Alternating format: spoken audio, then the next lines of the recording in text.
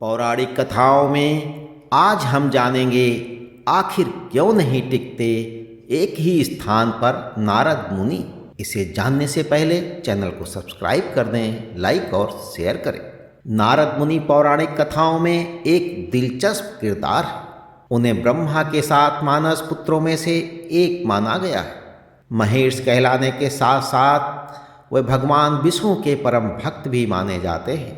उन्हें इस जगत का पहला पत्रकार भी माना जाता है, जो तीनों लोगों की खबरें इधर से उधर पहुंचाते हैं। नारद मुनि से जुड़ी कई पौराणिक कथाएं हैं। इनमें से एक पौराणिक कथा के अनुसार माना जाता है कि देवर्षि नारद पहले एक गंधर्व थे। एक बार ब्रह्मा जी की सभा में सभी देवता और गंधर्व कीर्तन के लिए आए, जिसमें नारद जी भी अपनी स्त्रियों के साथ पहुँचे।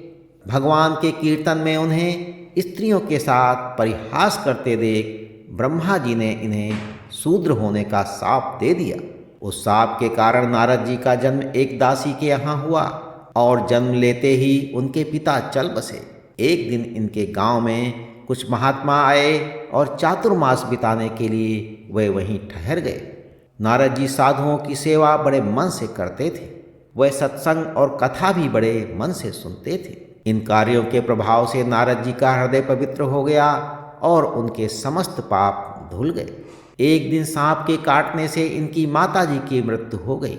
उस समय इनकी अवस्था मात्र 5 वर्ष की थी। माता के वियोग को भी भगवान की इच्छा मान करे भजन कीर्तन में मन रमाते रहे। एक दिन इनकी भक्ति से खुश होकर आकाशवाणी हुई कि अगले जन्म में ईश्वर के करीब रहेंगे। आपने कभी भी नारद मुनि को एक स्थान पर स्थिर नहीं देखा होगा। वे हमेशा नारायण नारायण कहते हुए तीनों लोग भटकते रहते हैं। दरअसल जब राजा दक्ष की पत्नी आसक्ति ने 10,000 पुत्रों को जन्म दिया था, तो नारद जी ने सभी को मोक्ष की राह पर चलना सिखा दिया, जिसके कारण राजा दक्ष के पास राजपाट संभालने के लिए कोई नहीं बचा। इसके बाद दक्ष ने पंचजनी से विवाह किया और उन्होंने भी 1,000 पुत्रों को जन्म दिया। लेकिन नारद जी ने इन पुत्रों को भी सभी प्रकार के मोह माया से दूर रहना सिखा दिया। इस बात से राजा दक्ष को बहुत क्रोध आया और उन्होंने नारद मुनि को श्राप दे दिया कि वे हमेशा इधर उधर भटकते रहे।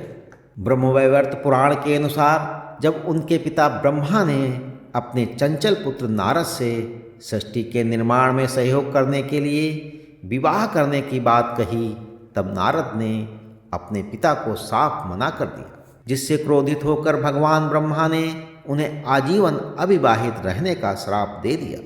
नारद मुनि को श्राप देते हुए ब्रह्मा जी ने कहा, तुम हमेशा अपनी जिम्मेदारियों से भागते हो, इसलिए अब पूरी जिंदगी इधर उधर भागते ही रहोगे।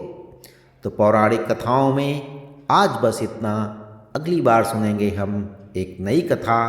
तब तक के लिए ईश्वर की सभी शुभकामनाएं आपके साथ बनी रहे।